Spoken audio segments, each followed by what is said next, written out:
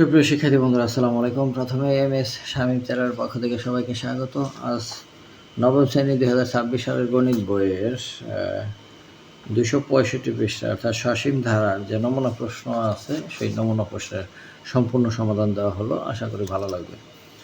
তো নমুনা প্রশ্ন প্রথমে বহু নির্বাচনী প্রশ্ন আছে, তারপর একটা সৃজনশীল আছে, তারপর সংক্ষিপ্ত প্রশ্ন আছে, 4টা। এই টোটাল সমাধানটাই আমি তোমাদের এখন করে দেখাবো। তো প্রথমেই নমুনা প্রশ্ন, বহু নির্বাচনী প্রশ্ন 5, 8, 11, 99 অনুক্রমটি সাধারণ পদ কোনটি? অর্থাৎ এখানে এই তিনটা বীজগাণিতীয় রাশি দিছে। এই রাশি এন এর মান 1 বসালে প্রথম পদ, 2 বসালে দ্বিতীয় পদ, 3 বসালে তৃতীয় পদ, 4 বসালে চতুর্থ পদ। এইভাবে যেই এন এর মানগুলো বসায় যদি আমি ক্রমটা ঠিক থাকে তাহলে ওইটাই হবে আমাদের সাধারণ পদ। এখন আমরা এখানে দেখি যে যদি এখানে এন এর মান 1 বসাই তাহলে 2 অক্ষে 2 আর 1 3, কিন্তু আমাদের প্রথম পদ আছে 5, হয় নাই। তারপর আছে 3, এখানে যদি এন এর মান 1 বসাই, 3 অক্ষে 3 থেকে 1 গেলে 2, প্রথম পদ আছে 5, মিলল না। আর প্রথম পদ মিলানোর পরে আমাদের দ্বিতীয় পদ মিলাইতে হবে। এন এর মান যদি 1 হয় তাহলে 3 অক্ষে 3 আর 1 4, মিলল না। আর এন এর মান যদি 1 হয়, 3 অক্ষে 3 আর 2 5, এই যে মিলছে আমাদের প্রথম পদ। আবার 2 বসালে 3 × 6 আর 2 8, দ্বিতীয় পদ মিলছে। 3 বসালে 3 × 9 আর 2 11, এই যে মিলে গেছে। তাহলে সমাধানটা এরকম হবে যে 5, 8, 11, 99 সাধারণ পদ। n = 1 হলে 5, 2 হলে এত, 3 হলে এই মানগুলো আমাদের ধারাটা চলে আসছে। তাহলে এখানে অ্যান্সারটা হবে ঘ নম্বর। অ্যান্সারটা কত হবে? এই ঘ নম্বর। তারপর 2 নম্বরে 3, 8, 13 + 73 ধারাটি একটা সসীম ধারা। ওকে, এটা সসীম ধারা কারণ লাস্টের পদটা দেওয়া আছে। অসীম ধারায় লাস্টের পদ দেওয়া থাকে না। আর একটি সমান্তর ধারা। সমান্তর ধারা মানে 8 থেকে 3 থেকে 8 5 বাড়ছে, আবার 8 থেকে 13 5 বাড়ছে, তাহলে এটা সমান্তর ধারা। ঠিক আছে, ওকে। আর 11তম পদ 53, এইটা আমাদের বের করতে হবে। তো আমরা এইভাবে বের করে দেখাতে পারি যে 2 নম্বর অঙ্কটা এই যে এত ধারাটি সসীম ধারা, ধারাটি সমান্তর ধারা, আর 11তম পদ 53 কিনা দেখবো এবার। যে 8 - 3 5 আর 13 - 8 = 5 সমান্তর। 11তম পদ 5, 11তম পদ 5n, এই n এর মান হচ্ছে 11।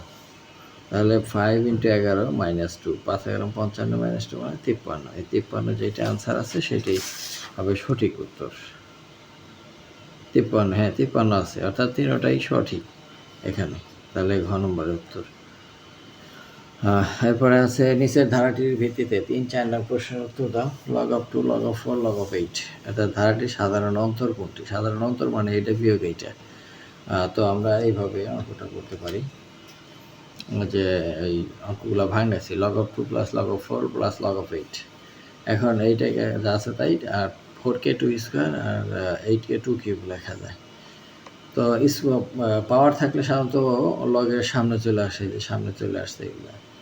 এখন এইটা থেকে এটা বিয়োগ করলে এবং এটা থেকে এটা বিয়োগ করলে যদি একই জিনিস হয় তাহলে সেটাই হবে সাধারণ অন্তর। তো আমরা এখানে এই যে বিয়োগ করে দেখাইছি যে এখানে এটা বিয়োগ করলে log of 2, এটা বিয়োগ করলে log of 2, তাহলে এটা হচ্ছে সাধারণ অন্তর। তাহলে এখানে সাধারণ অন্তর হচ্ছে log of 2। এবার আমরা 4 নম্বরে টিক চিহ্নটা দেখব যে ধারাটির সপ্তম পদ কোনটি? ধারাটির সপ্তম পদ কোনটি? তো এইভাবে ধারাটা যদি লিখতে থাকি, আমি এখানে লিখছি যে log of 2 + log of 4 + log of 8 যদি এরকম থাকে তাহলে আমরা এইগুলোকে এভাবে ভাঙাইতে পারি। আবার এইভাবে 2² 2³ 2 4 2 5 2 6 2 7।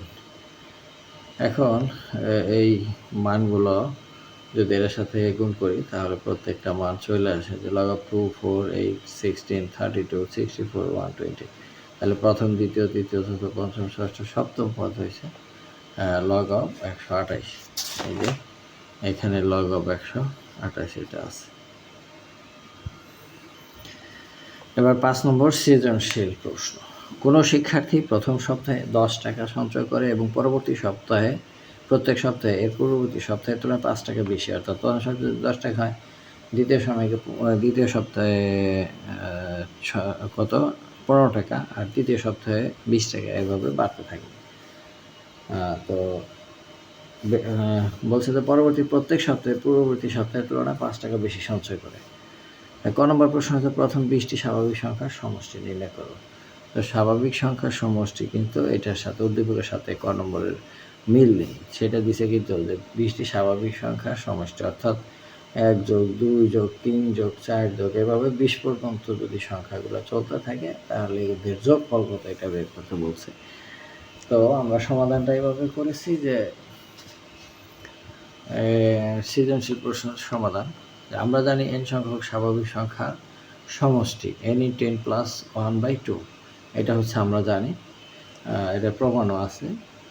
এখানে পদ সংখ্যা কত 20, 20টি সংখ্যার সমষ্টি নির্ণয় করতে হবে, তাহলে পদ সংখ্যা হচ্ছে 20, আর প্রথম 20টি স্বাভাবিক সংখ্যার সমষ্টি হচ্ছে এই যে n × n + 1/2, তাহলে 20 আর 20 আর 1 21, এটা কাটাকাটি করলে 10, আর 20 আর 1 21, 10 আর 21 করে 210, এটাই হচ্ছে ক নম্বরের উত্তর। এবার খ নম্বর, শিক্ষার্থী সঞ্চয়ের হিসাবটিকে n সংখ্যক পদ পর্যন্ত ধারায় প্রকাশ করো এবং প্রথমে 21 সপ্তাহে সঞ্চিত টাকার পরিমাণ নির্ণয় করো। তো শিক্ষার্থীর সঞ্চয় হিসাবটি n সংখ্যক পদ পর্যন্ত প্রকাশ করা হচ্ছে, তাহলে আমরা এটার ধারা বের করতে হবে। ধারা বের করে প্রথমে 21 সপ্তাহে সঞ্চিত টাকার পরিমাণ নির্ণয় করতে হবে। তো এরকমভাবে উদ্দীপক অনুসারে প্রথম সপ্তাহে সঞ্চয় করে 10 টাকা, দ্বিতীয় সপ্তাহে সঞ্চয় করে 5 টাকা বেশি 15 টাকা, তৃতীয় সপ্তাহে আরও 5 টাকা বেশি 20 টাকা, এভাবে চলতে থাকবে। তো এইটা দিয়ে আমরা একটা ধারা নির্ণয় করতে পারি। ধারাটা ঠিক এরকম যে ধারাটি 10, 15, 20 এরকমভাবে n পর্যন্ত, যেহেতু হিসাবটি n সংখ্যক পদ পর্যন্ত, তাহলে লাস্টের আমার এটা n রাখতে হবে। এখানে প্রথম পদ a = 10, তারপর সাধারণত d = তৃতীয়টা বিয়োগ প্রথমটা সমান 5। ধারাটি একটি সমতা ধারা। ধারাটির প্রথম 21 পদের সমষ্টি 21/2, 2a + 21 - 1 × d, অর্থাৎ n × n + 1 2a + n - 1 × d এই সূত্র। তো এখন মানগুলা বসাই, এর মান 10, আর 21 × 1 গেলে 20, আর d এর মান 5।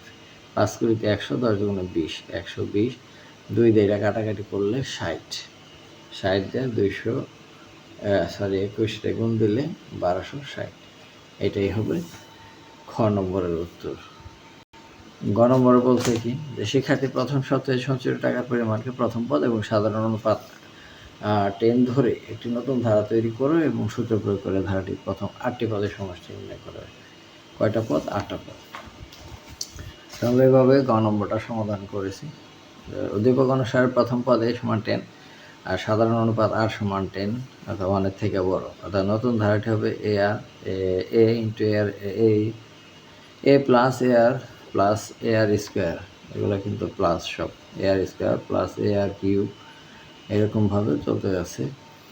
তো আমরা জানি এর মান হচ্ছে 10 আর আর এর মান হচ্ছে 10, তাহলে 10 × 10 আর 10 10² 10, এখানে 10 × 10³ এই আর কি।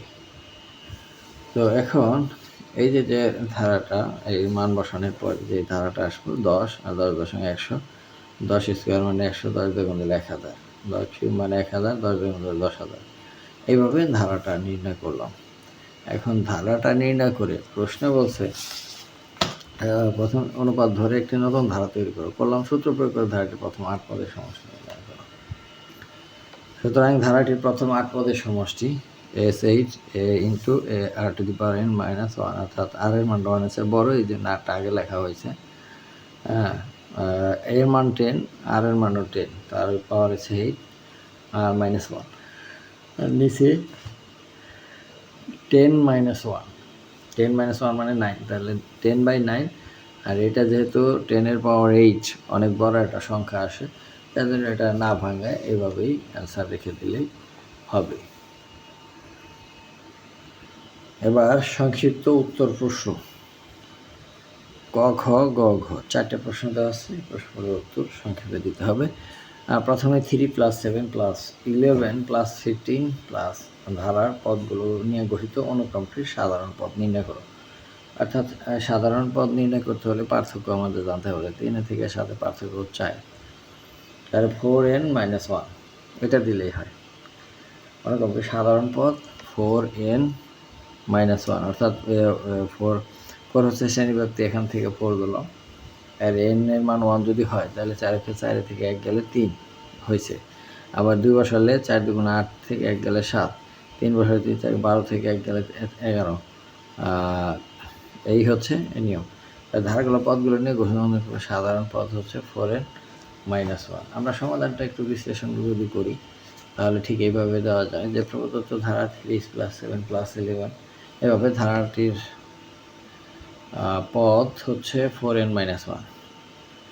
তাহলে কারণ n=1 হলে প্রথম পদ, 2 হলে দ্বিতীয় পদ, 3 হলে তৃতীয় পদ, 4 হলে চতুর্থ পদ। এভাবে পদগুলো বের করা যায়। তারপর খ নম্বরে 256+128 64 ... ধারাটির কোন পদ 1/32। সমাধানটা এরকম হবে যে প্রদত্ত ধারাটি ধারাটির প্রথম পদ a সমান 256, আর সাধারণ অনুপাত r সমান হচ্ছে এটা বিয়োগ এটা হাফ, যেটা নাকি 1-এর থেকে ছোট। তাহলে ধারাটির n তম পদ arn-1, তো arn-1 মানে 1/32 এইটা। এখন এর মান আমরা জানি 256, আর r এর মান হাফ, তারপর হলো n-1, তো 1/32। এই 256 গুণ আছে পাশে যা ভাগ হয়েছে, ভাগ হয়ে 32-এর সাথে এটা গুণ করলে এত হয়। এখন এই হাফ 2 পাওয়ার 13 দিলে এই যে 8192 হয়। তাহলে এই হাফ বা n-1 = 13।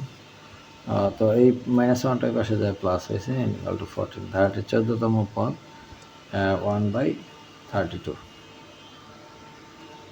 এবার গ নম্বর সূত্র প্রয়োগ করে 8² 9² 10² ... 15² ধারাটির সমষ্টি নির্ণয় করা। অর্থাৎ n সংখ্যক স্বাভাবিক সংখ্যার বর্গের যে সমষ্টি, সেই সূত্রটাই এখানে ইউজ করা হবে। এখন আমরা জানি যে n সংখ্যক স্বাভাবিক সংখ্যার বর্গের সমষ্টি হচ্ছে n × n + 1/2 তার হোল স্কয়ার। তো এই না, স্কোয়ারের সূত্র হচ্ছে আলাদা। এই n সংখ্যক স্বাভাবিক সংখ্যার বর্গের সমষ্টি হচ্ছে n × n + 1 × 2n + 1/6, এই সূত্রটা হবে এটা।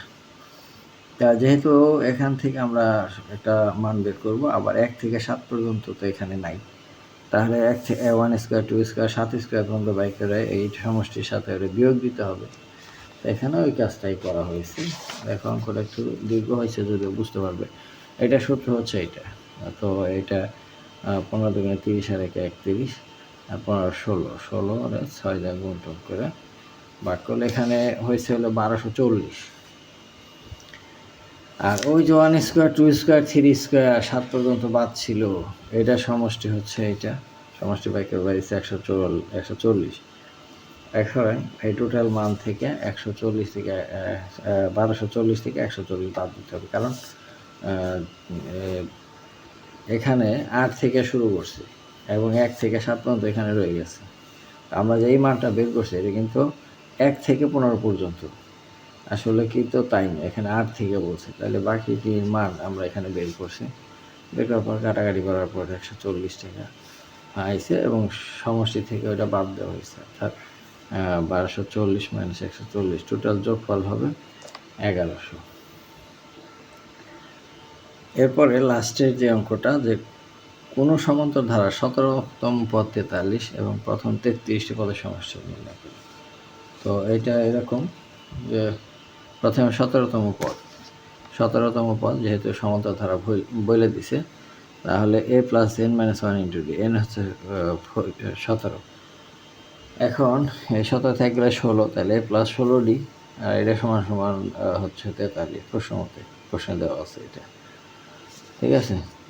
এরপরে 33 পদের সমষ্টি সমান 33/2, আর এটা হচ্ছে 2a plus 33 minus 1 into D, আর এটা যা আছে তাই 2a 33 থেকে গেলে 32 ডি।